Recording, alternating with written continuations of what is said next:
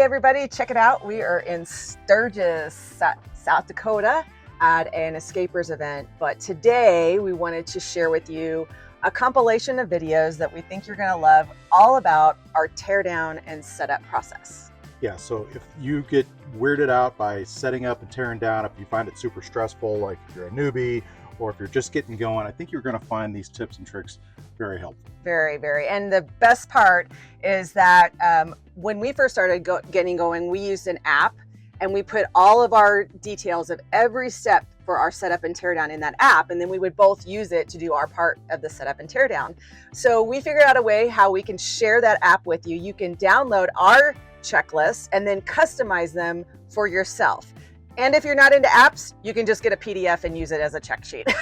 So we're going to share that all with you today, and let's get started. Hey guys, I am going to do just a really quick tour of what we do to pack up this big bad baby when we are heading into a travel day. So this is the day before, and we are having dinner tonight with some friends that we have not seen since we were very first married. So I think the last time we've seen them, it's been like 30 years, which is crazy to say. So it's about a 5-hour drive day technically, but you know, that means it's 6. So we do not want to do hardly anything in the morning. We want to get up early and leave. So we thought we would just pack everything up today. And I've had several of you message me about how we split up the duties, what we each do in different areas to pack up. I don't know if it's that interesting, but I'm going to show you just so you know what we do. And if you're thinking about, or if you have a toy hauler, if you have something like this, maybe it'll help you be more organized. I don't know that we're that organized. So I'm just going to start in the bedroom, and I'm going to just show you what I do on the inside. So first thing I do is take these hats down. This slide's going to come in, so it will crush my hats if I don't pull them down. I usually either lay them on the bed or lay them over here on the dresser. The closet doors have a latch at the bottom. If you have a Valor, you know these doors tend to want to pop open sometimes. So I put a little strap around the handles to keep it closed. All the stuff in here is fine. I don't have to do any of that. All of our stuff on the walls, don't have to worry about any of it. It's super secured. I just lay things down that might fall over, like the picture there. This humidifier and dehumidifier, yes, we have both of them out at the same time, will go in the bathroom.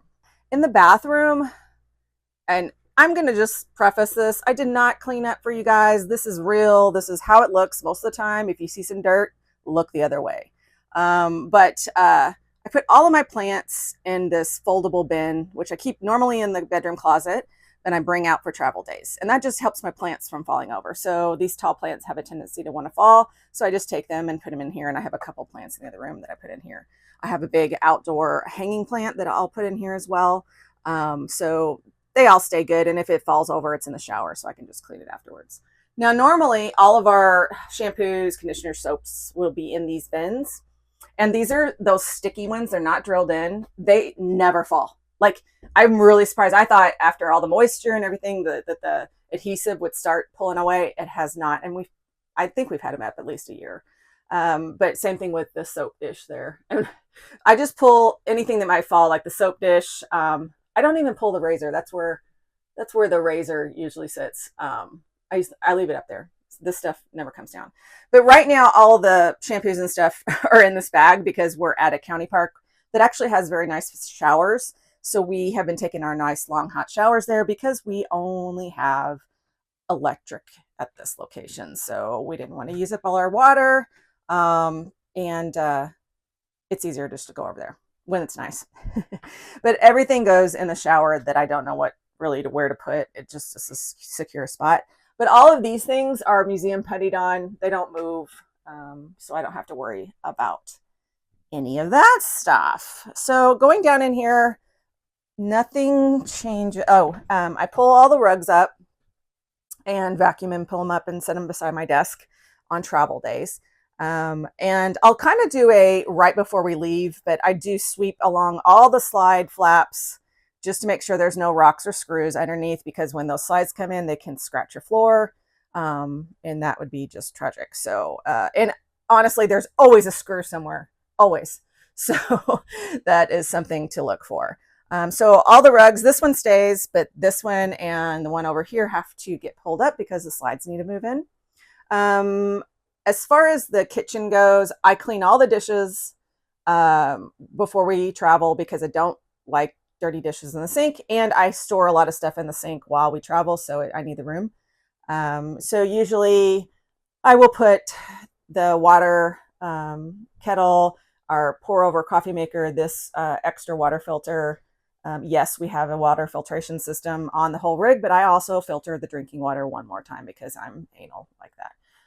And that all goes into the sink. I put the cleaner in the sink just because I want it grabbable while we're traveling in case we have some sort of issue. And all of this stuff gets taken down except for the coffee maker. The coffee maker is heavy enough, it won't move. Plus it's half broken.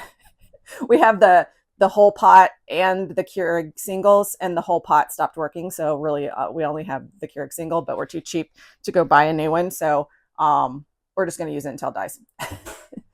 These all go up here, except for the plant, which goes in the shower, but because these will vibrate off if I don't move them. The knives, I've done it both ways. I just put them away. I don't want it going down and stabbing anything, just in case. We've had some bad roads before, and that I think the little ones would fall off. I leave that there if there's not that much in there with the bananas. If not, I'll put it in the pantry. The microwave plate goes on the couch. Now the desk, I'll overlay me actually putting it away maybe so you can see it, but I basically lay a towel onto the top, put the monitors flat, and then strap them with straps around there. And they usually do not move. The laptop itself, I will put in a case and put that on the couch. I could probably leave it there, but a lot of times I want to grab it and use it. So I'll do that. All of the cords and stuff I just leave here and then reassemble it when we get to our next location. This little storage, little shelving thing, those are my straps right there. I keep all that in there. I just move it over and strap it to the legs of the desk, just so it doesn't tilt over, because it's not super sturdy. It will kind of hit the wall. We don't want it dinging the wall and all that stuff. And this I just set down on the floor underneath. If I'm using fans or humidifiers or dehumidifiers, whatever I'm using, I just store it under my desk on move days because I'm probably going to pull that right back out. The plant, again, goes in the shower. These weights will go outside. Normally they're never in here, but this place is super buggy and I worked out inside. This is something coming soon to a video. We have a basic dash cam, and we basically got the souped up version to do a comparison of the entry-level dash cam and the dual camera souped up version of the dash cam. So we're going to do some testing of this, and if it's something we think you guys are going to be interested in, we'll share it with you. And Hugo's bowls stay there. All of this stuff comes down and it goes up in the top here just because it will vibrate off. The couch becomes just a holder of stuff that I need. Like I have a mop and broom holder in the garage bathroom, and I bring that out and sit it on the couch on move days, mainly just because I need it first thing when we get to the place, and the garage won't be unpacked by then. So I just bring it out so I have it handy. And if you haven't seen these before, these are awesome. These are little cup holders, and you put your wine glass, that's a wine glass holder right there. And then you can also have your coffee mug on this side, your handle. And then there's a little insert for cans, but we don't drink anything in a can, so we don't use that. So I just took it out, but that's super cool for these, those of you who don't have some sort of side table or whatever. We don't like to pull down. This has a little table thing here, but Hugo likes to sit there a lot, so we don't use it that much. Okay, so in here, the last thing, once I get everything cleaned up, the rugs pulled up, I will put all the dishes away and put these flaps down because I don't travel with them out or it's going to damage the little mechanisms. And this trash can goes over here. We'll close all this up. And the cutting board will go over the stove where it stays on travel days. And then all the things that I usually put in the sink will go in here. So pretty easy. The patio is really simple. Normally there's a rug out here. We pulled it up because it rained. and all the stuff goes in the garage and part of Barry's tear down. So I usually just get it all ready for him. I'll tear the table down for him and, disconnect the hose to the propane, fold up the table. This will go in the shower and sweep, and then we'll be ready to close this up. So underneath the side patio, we usually put stuff we don't want to get wet or just not pummeled. But we have a propane stove, kind of like a little fire pit that we travel with, because we have been to many, many places where they do not allow the wood burning. We have a solo stove for that. But we don't really have a spot. So we just put it under here when we're stopped, and we just put it in the back otherwise. And this box right here is all of our workout equipment and mats. We just leave it out here because we're always working out outside. We do have our Hollywood bike rack for the e-bikes. We had started trying to put this on the back of the RV, but we do not have enough. We have to get a special weld for that hitch. So we stopped doing that because the e-bikes that we have are super heavy, heavy duty rad e-bikes. So they're very, very heavy. So we keep this because we put them on the back of the truck when we go out exploring cities and we need a bike rack. So right now we store it under here. And then when we need it, we put it on the truck. During move days, it goes into the garage. We have a bunch of chairs. I don't really think we need them. It's nice to have if someone comes over by the fire or whatever. Our chairs are crap. We are always on the hunt for new camp chairs that last, but we like the little tables on the sides of them. So if you have some that you love that aren't an arm and a leg, let us know, because these suckers are so wore out. They're so dirty. They're frayed. There's some holes in them from the fire popped into the seats and they burn little holes. So yeah, it's time to upgrade those. Out here, okay, Barry has a full body boxing bag. Okay, so this is a purchase he made without my knowledge. It just showed up, and he said we're taking it with us. So it's like I said, a kickboxing bag that stands up. This is the base. You fill it with water. So we obviously can't use it when we're boondocking, but we like to have it as part of our workout. Workouts are important to us. Speaking of which, we have our kettlebell. This is our way of not getting water on our weights. We work out outside most of the time. At this location, it was too buggy. We did work out inside, but we do that just to keep the water from getting on the weights. A lot of times it's up underneath there, but they're hard to lift when they're underneath the RV. So all of this propane tank that was on the patio for the Blackstone. And this is Barry's motor for his inflatable boat. I'll show you what that looks like in a second. But that will go in the toy hauler too. So he's working on that right now. He's taking down the cover for the back patio.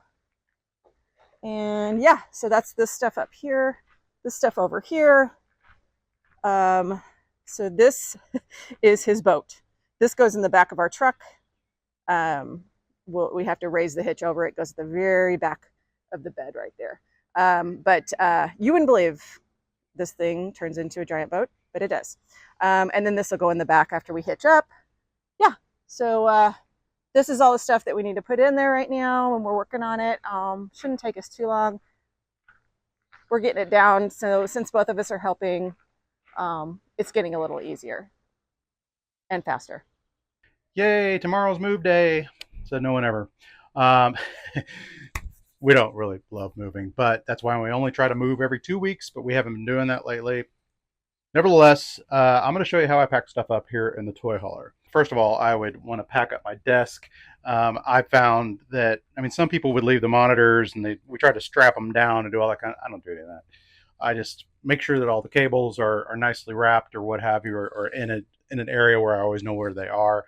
And then I just take the computer monitors and we just go put them on the bed. I just figure it's just as easy to do that. And like the guitar, it's fragile, obviously. So I would take that and I would just put that on the bed. No big deal. And that gets that out of the way super fast. And then after that, what we would do is we would take the stuff off of the patio. That is our Blackstone and just little tables and whatnot. I actually put that in the bathroom. Now, you may be wondering about this big tent thing. It's called a Patio X. Moride does not make them anymore, although they are making a new one. When they come out with a new one, maybe they'll send us a freebie and we can do a review. Hey, Moride, call us. But with our existing used Moride, I bundle that up kind of like a tent, not too neatly because I'm just going to set it back up at the end of tomorrow, and I bundle it up and I actually put it on our workbench here, and I raise it up, strap it down, and that way it's up off the floor and it saves a lot of space. And then what I would do next is I just kind of, move stuff up off out of there into this area here. I'm going to put the boat motor, and we're going to strap. If you haven't used L-Track, or if you're not familiar with that, I was not familiar with that before I started full-time RVing, and then I learned something. I was like, how do you strap stuff down in this toy hauler area? Well, I'll show you how to use L-Track. It's awesome. Okay, let's talk about L-Track. Love this stuff. I would assume all toy haulers have this. I don't know, but this is how it works. It's got this. It's on this in the middle, and we've got it on the far sides as well, so you can strap things down. It's meant to strap down, motorcycles and all that kind of stuff. But you need to have these. You can get these up on Amazon. Just look up L-Track. We'll put the link below. Okay, so the way that these things work is that you just kind of push down with your thumb, and then you keep it open, and you slip it down, and then it goes in the middle like that. And these things are super heavy duty. I mean, they will not let go. And so they're perfect for strapping anything down in the toy hauler that has any kind of weight at all that's going to topple over. You'll strap it down with these, and you shouldn't have any kind of problem. So I'm going to show you how we have it set up. So as you can see, I've got the rug down here, and so it's a little makeshift, whatever you want to call it. But I literally just took a utility knife and just cut slits right there, and I just open it up, and I've got to strap down the boat motor at this point. So I'm just going to do that, and then I've got this other one over here that I just leave in the corner. It's always here. And then I have this method that I use to strap this thing down, and this is a Honda boat motor. It's never fallen over. And then whenever, obviously I don't leave it in here, we just kind of we move it out, and I actually chain it to the stairs and just leave it outside with the cover on, and it's totally fine. So let's talk about these bike racks.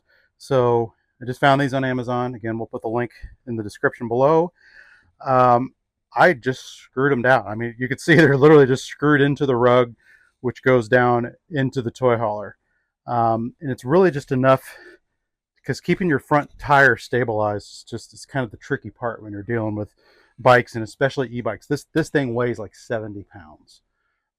So it will definitely topple over if you don't kind of think through your strategy here. So what I'm going to do is I'm going to put the L-Track, I'm going to strap it down on both sides and show you how I do that. So I strap these, I just have one pull in that direction down on the L-Track, one pulling down on this direction on the L-Track. I don't recall if I've ever had this bike fall over. And this is without a doubt, is the heaviest thing in here. I mean, the motor's pretty heavy too, but yeah, so but I've been pretty happy with this setup. I actually put the bike rack in first, which sometimes I forget, and that's a real pain. So I put the bike rack here, and then I put the last bike here, and then we're pretty much finished. Definitely have your windows in the down position. You also want to take your shades, and you want to put them up. You don't want to open the windows in the back necessarily. Careful, it's going to hit you in the butt. But you definitely want to put your shades up. All right, and then so now you got to work your way out of here. To shut the door, the back door, you want to leave this door open. That's a key thing. Why is it a key thing? Well, it's a key thing because otherwise it creates too much resistance when you try to slam this door shut, because you need to slam it pretty good. I discovered that. It took me a while to figure it out. But if you keep the door open, then the air has somewhere to go, and this thing slams really easily. Now, there's usually a way, at least with our toy hauler, I always put this in first. And this this one always closes properly. I usually just leave these undone because I know that whenever we get to our destination, I'm going to need them undone because I'm just going to turn around and roll the stuff back out. Some folks might debate that. I like to set them in the middle like that so they're not going to get smashed. And then when I'm going to shut this, I just do it from the middle and I just slam it really hard because if I don't, these things won't latch. I always give it a yank, make sure that they're latched really well, and we're done.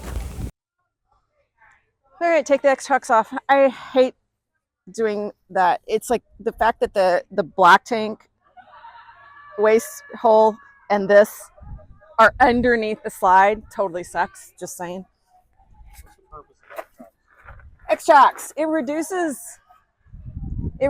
like the movement in the RV. I won't say it's significant, but you definitely know it when they're not on. It's just like the Kingpin stand too. It's just all those little things together, like the supports on the patios underneath. I think it just all together makes it a little bit more stable. The bigger your rig is. Yeah, it's the toy hauler for sure. I don't know if the smaller rigs really would feel the difference, but I totally feel the difference. Like if we're at a harvest house, we don't put any of this stuff out, and you do feel a little movement when people are walking around. I made this little holder for the X-Chalk thing because we kept losing it. I got one of these. I don't even know what they are. I'll link it and put it on our Amazon store, but I just hook it like right on there. So it just helps us from losing these little things. Well, it's early. We don't usually leave super early, but we had a long drive and we want to get the heck out of here. So the last things that I do right before we leave is figure out whatever food we're going to need. And this morning we're leaving early, so we're not really quite ready for breakfast. So made a big pot of coffee, put a couple in here, put some more in here to have for as we drive. And this is kind of the landing where all this stuff is stuff that's going to go in the truck usually. So I kind of put it in one spot so we know this needs to go. So water, I'm obsessed with water. Barry laughs at me all the time, but I have water. If I run down to the store, I have water. I mean, it's just a thing. So I have my water. I have some water for Hugo. We have a bowl for him in the truck. One of the last things I wanted to show you, we have these little wine glass holders for when we're stationary. Kind of gets them out because we use them every night, ish. So what I do when we travel is I put these like Target socks, the $1 bin, $2 bin or whatever. And I just put them around the wine glasses on travel days. So they fit in this little basket. We did have more of them. We have broken and dropped them through the 2 years on the road. So we have these two. There's two of us. It's fine.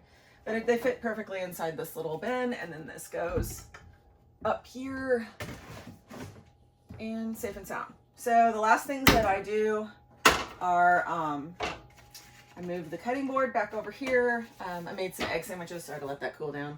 And then anything that's left pretty much goes in the sink. And then all I have to do are, lift up the blinds. All the blinds go up when we travel. You don't want to mess up your blinds. And then I just need to pull these two rugs so that the slides can come in. And then my chair, what I do is I put it over here.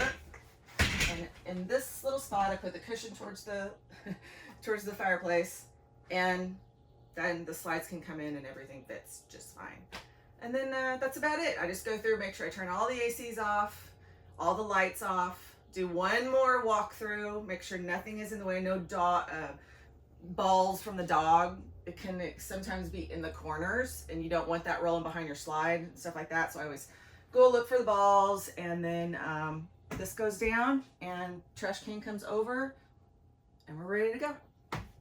Oh my gosh, I almost forgot the tension rods. I put tension rods across all the shelves so everything stays back and not pushing on the door. A lot of times we'll have kind of heavier things, these drink holders, beer, and you know, things like that can be kind of heavy. And if it's really rough out there, they'll wiggle towards the front and push on these tension rods. That catches them. So don't forget your tension rods.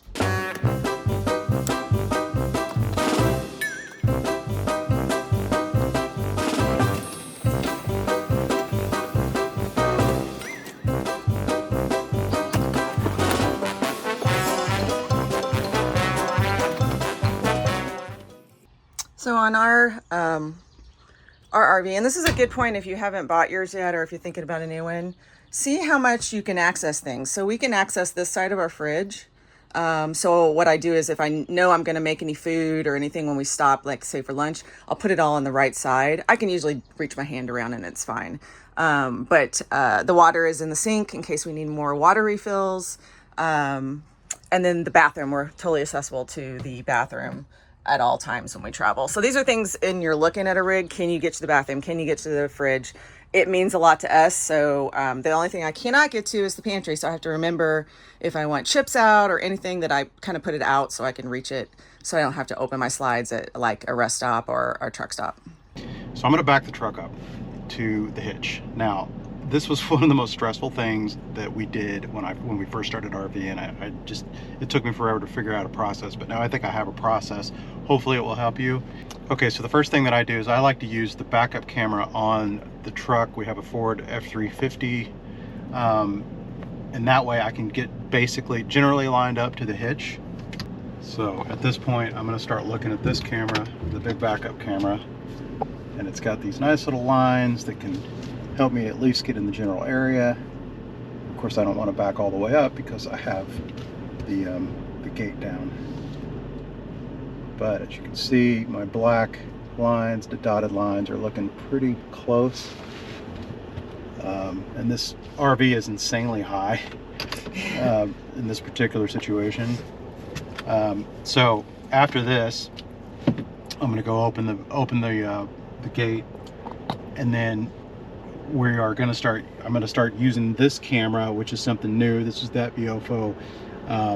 It's our dash cam, but it has a cam that's in the back as well that's looking at the bed, and I'm going to try to line it up. The hitch is going to line up there, and so I'll show you my process. But for now, let me go out and put the gate down. So at this point, I like to basically put the wheel up because I'm going to twist around in my seat.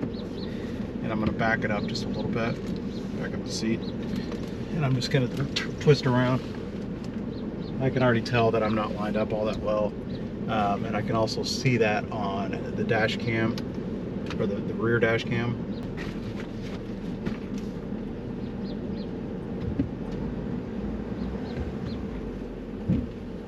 Okay, so now at this point I'm going to look at the reverse camera, or at the dash cam. I keep calling it the dash cam, but it's actually the rear camera. And I can try to guide it like that. You got it. You said hit it harder. Okay, there's a delay with this camera, so it's hard to tell when you're in the right spot. That's the only downside with this. And so I was already basically in the hitch.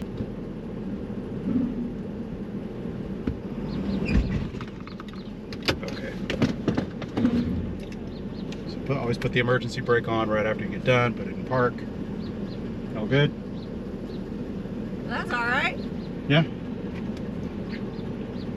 So what this enabled me to do, it used to be that I would have to go and I'd run around the truck and I would look, I would physically get behind the hitch and I'd see if it was lined up enough.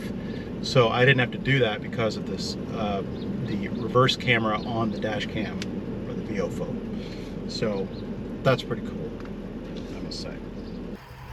So one of the things that I always do after we're hooked up is I raise these front jacks just a few inches off the ground, and then we do our tug test. And a lot of people don't do this and it freaks me out, but if your hitch is not 100% and you pull away and the weight of this comes down and you don't have these jacks down, all the weight is going to hit the bed of your truck.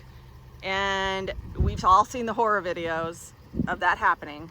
So what we do is we just hover them just a couple inches. We do our tug test. If all is good, then I'll raise them up and we're good to go. But if that was not connected in some way, those jacks take the brunt and our truck does not. We're gonna undo the emergency brake and I'm gonna put it in drive. I'm gonna put the trailer brake on, which I have it 100%, and then I'm gonna pull forward a little bit. And the trailer should actually lunge forward.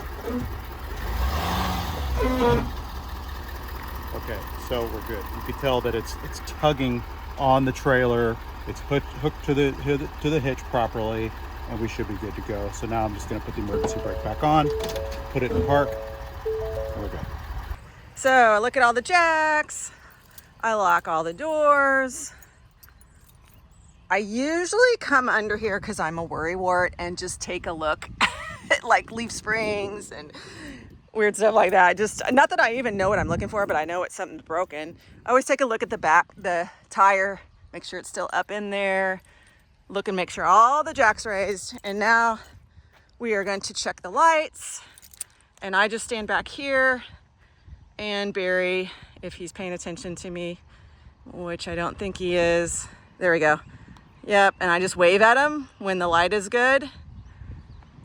And we need to add that. I want to add more lights on the side here and up here, but we're on such a budget right now. We don't have the funds to go and install that, but we definitely want to do that because it's like you definitely want more lights around there. Not that we ever drive at night, but you know, bad weather, it just, you know, you're going to show up more, so it's a good thing.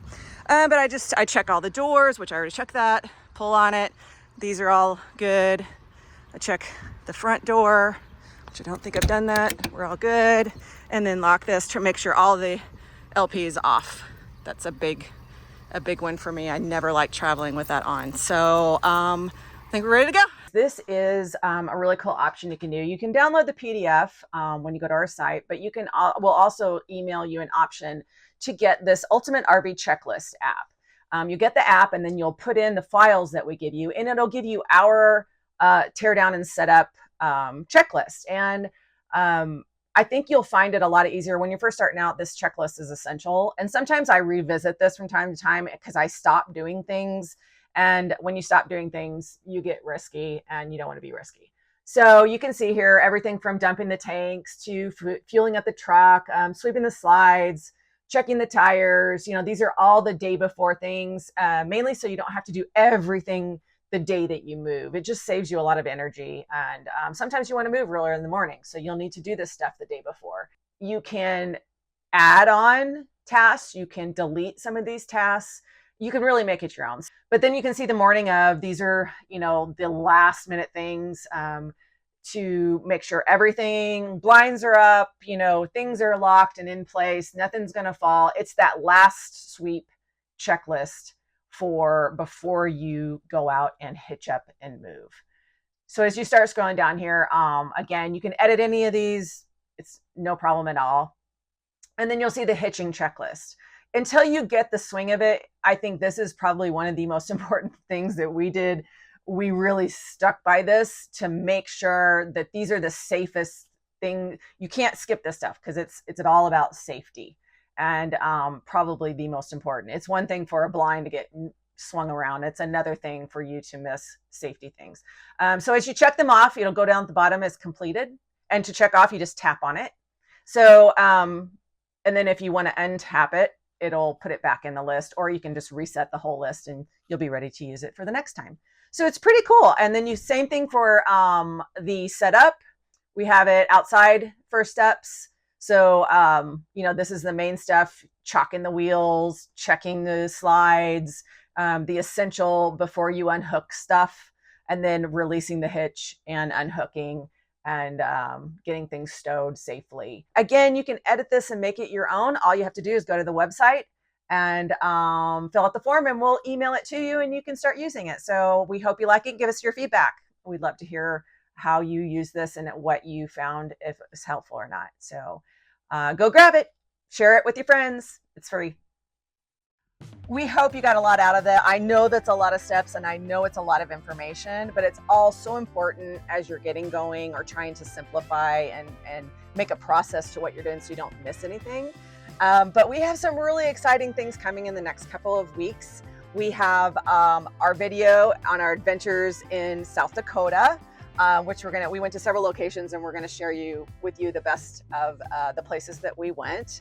And also we have something coming up that I am super excited about, which is healthcare on the road, specifically staying healthy and medical insurance for RVers. Okay, so be sure to like and subscribe, ring the bell on YouTube so that you're notified when we post our new videos, because you're not gonna wanna miss these.